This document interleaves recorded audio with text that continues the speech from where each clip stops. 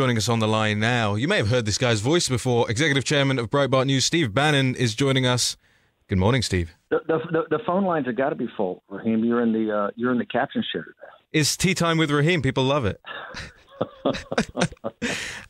Steve, I don't know if you heard the early part of this show, but people are really fired up over the tax issue. A lot of them very angry. Had some counterpoints as well, angry that they're getting $1,100 back or $1,200 back, $22 or something a week. Just saying it's not worth it. It's not enough. And we had Ned Ryan on at the beginning of the show saying people are going to be scratching their heads coming into the new year, going, "What the hell was this all for, Steve?"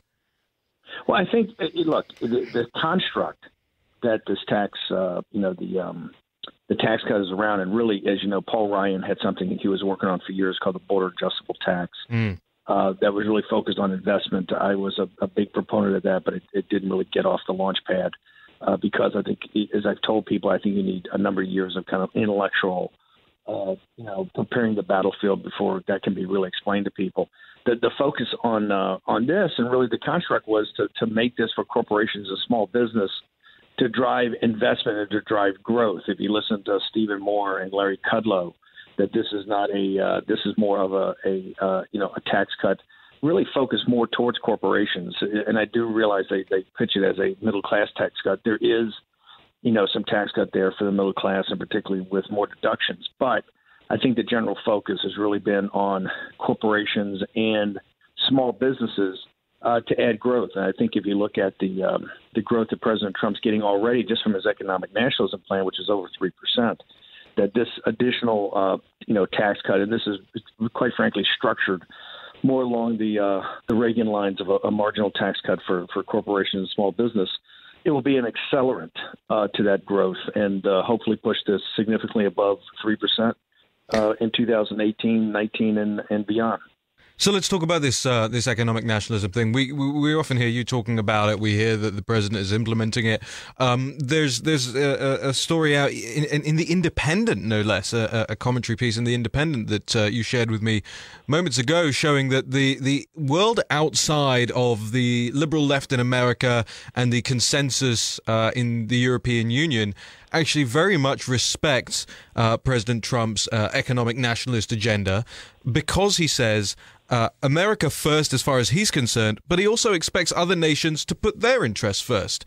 That's how it always used to be, and this seems really alien to the globalists, but people are picking up on it, especially outside of Europe. That's why I thought that article in the Independent was very interesting and got it to your attention, is that they looked at kind of sentiment throughout the world towards President Trump. And if you normally look at the British press or the European press, and when I say European, I don't mean Eastern European, Poland, the Czech Republic, Hungary, but if you really look at the more traditional countries of Western Europe, France, Germany, the United Kingdom, and obviously the Scandinavian countries, you generally get this impression of that they try to sell a President Trump that he's looked at as a total barbarian that is literally detested and hated throughout the world. That's just not the case. And they bring up a very good point. When President Trump always says America first, he always hits it with a caveat, as your leader should put your country first. Mm-hmm. And that's resonated with people throughout the world. I think that's what economic nationalism is about. I did this, long, I think, hour and a half interview or podcast with Jeremy Peters over at the New York Times. And I was quite interested when they cut the piece down for a video. They played, I think, all 90 minutes, throughout the week on their different podcast sites. But when they cut this video that was very professionally done, I think it was like 5 minutes or 6 minutes, 7 minutes of a video. The one thing I thought was interesting they kept out was my definition of economic nationalism, which I said, listen, I think economic nationalism is what binds us together. It doesn't matter your race. It doesn't matter your ethnicity. It doesn't matter your religion.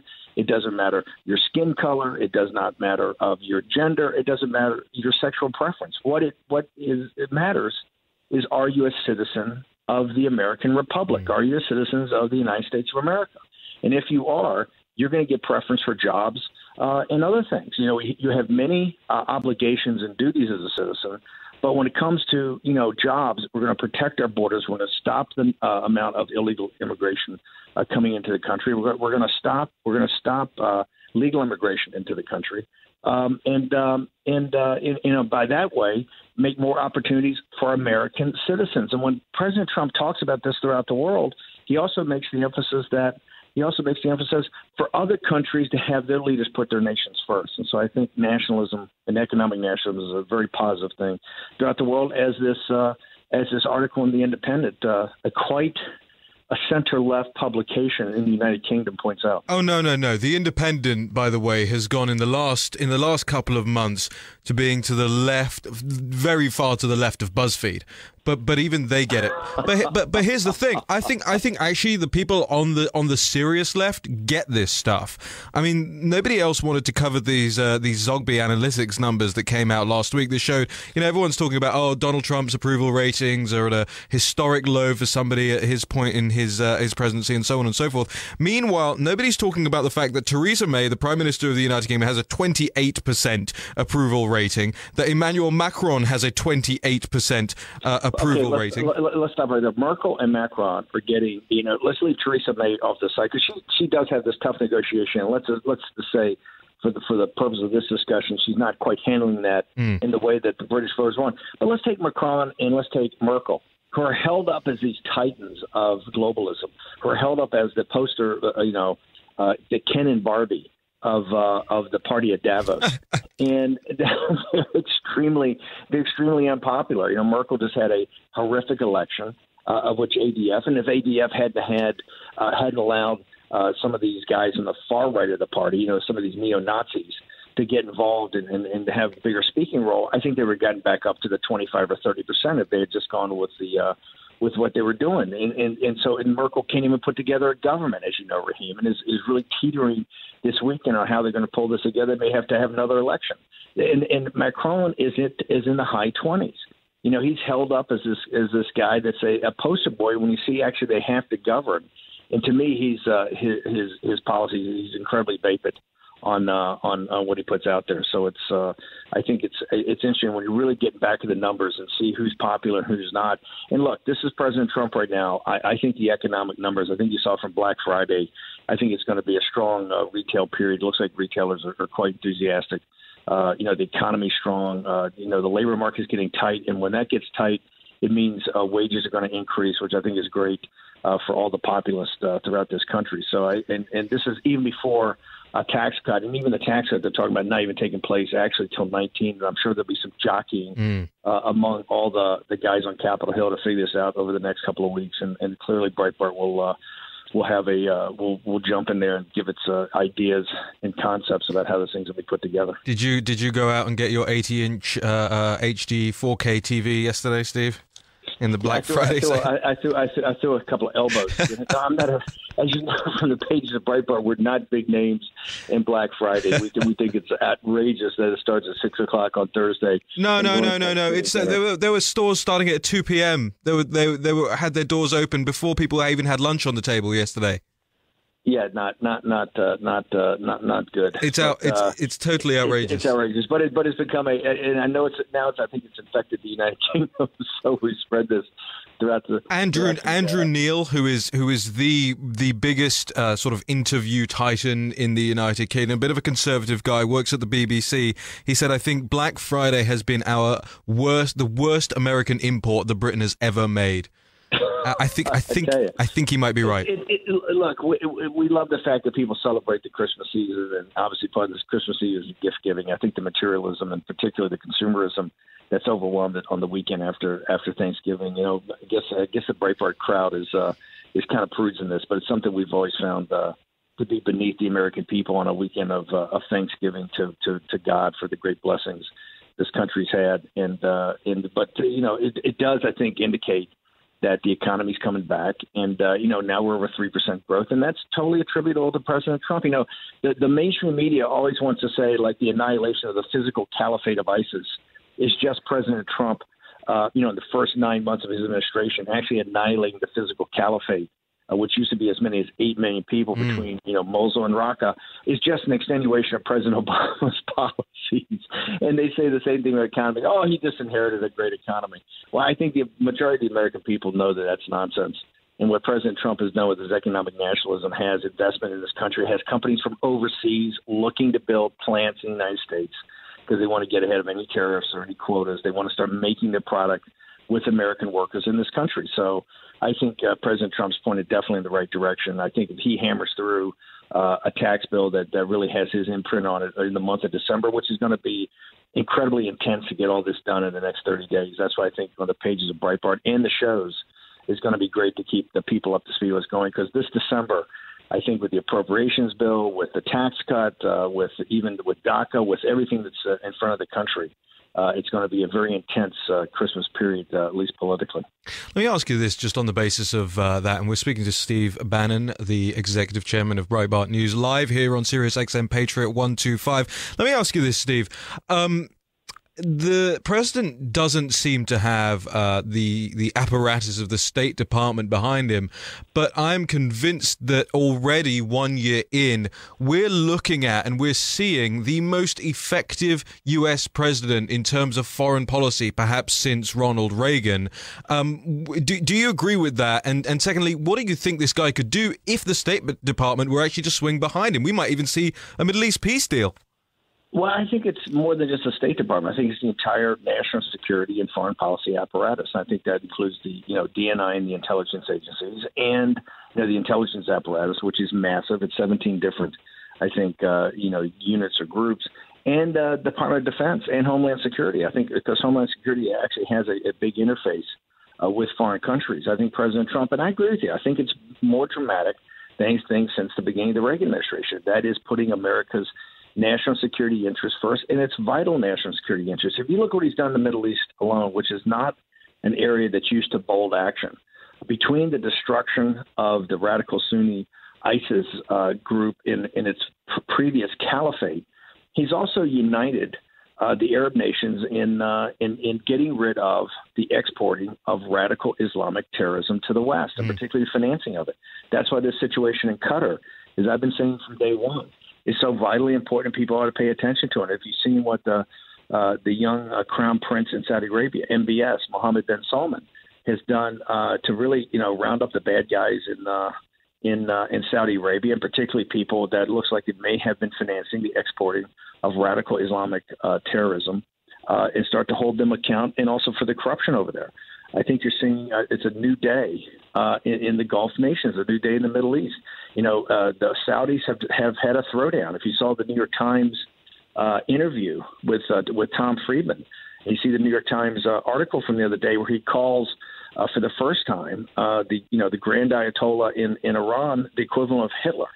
And I've said, look, I think we're going through a very difficult time in the Middle East, but finally, with the backing of President Trump, and this goes back to the very first day when President Trump ran, and it led to the Riyadh summit, which I think we had 44 Muslim and Arab nations come together.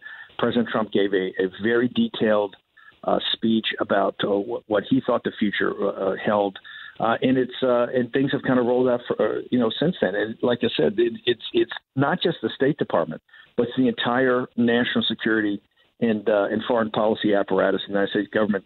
Those guys don't want to put America first. Quite frankly, this is a new day when President Trump came, and he's got a handful of people there, and he's been hammering home, and he's trying to get this thing done. And I think whether it's in the Northwest Pacific with Korea, whether it's in the South China Sea, or whether it's in the Gulf, you're seeing a new day, and I think he's accomplished more in 10 months. I mean, quite frankly, I'm blown away by it. So it's quite to me it's quite startling, the resistance he's gotten from people inside the government.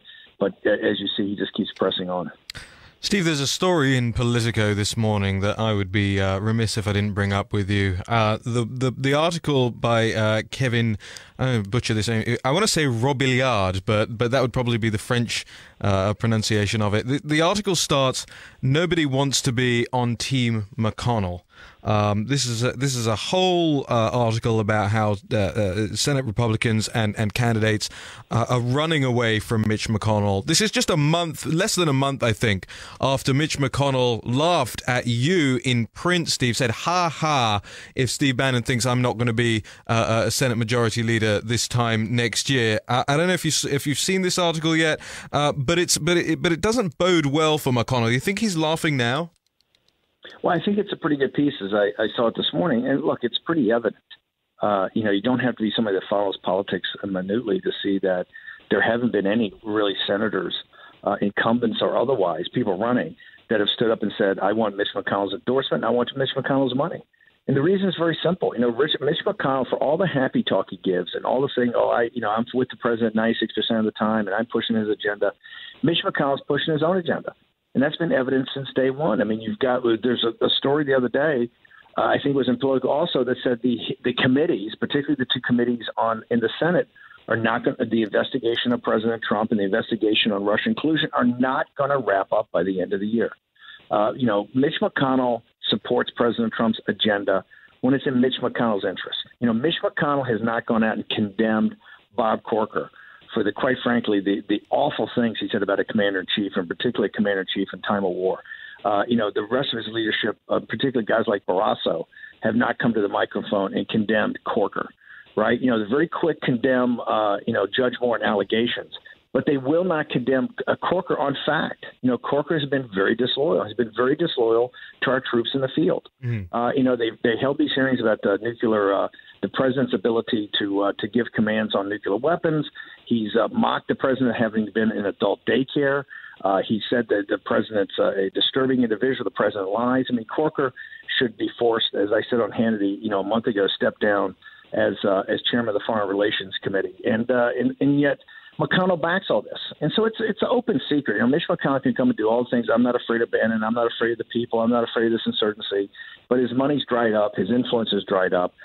In fact, the whole thing of what he's done since we started to put pressure on him to work more days, to get more things done, to force more judges through, to stop this nonsense with the blue slip, to get the budget passed, and now to really focus on getting taxes done, that all came because pressure was put on him. This summer, before I left the White House, and there was literally no pressure on McConnell to perform and to back the president's agenda, he was doing what he wanted to do. He'd see the president want to see him and kind of go along with what he wanted to do. Those days are over. Right now, Mitch McConnell is dancing to the president's tune. He's dancing to the people's agenda, and they're forcing him to react. But you see, it's quite evident. If somebody wants to lose a Senate seat, what they should do is embrace Mitch McConnell. If you embrace Mitch McConnell, you'll lose a Senate seat. And that's why the senators, particularly incumbents who are in the business, their business is getting reelected, are not, they won't come close to Mitch McConnell with a barge pole, right? And people, so that's just the Politico story. If you heard the back channel that we hear every day coming from Capitol Hill, coming from the senators who want to cut deals, who want to offload Mitch McConnell, they're in open revolt up there. And McConnell literally has lost all of his stroke. Wow. It's incredible stuff. Steve Bannon, we're going to go to a break now, but thank you so much for joining us here on Breitbart News Saturday. Thanks, Raheem. Really appreciate it. Steve Bannon, the Executive Chairman of Breitbart News.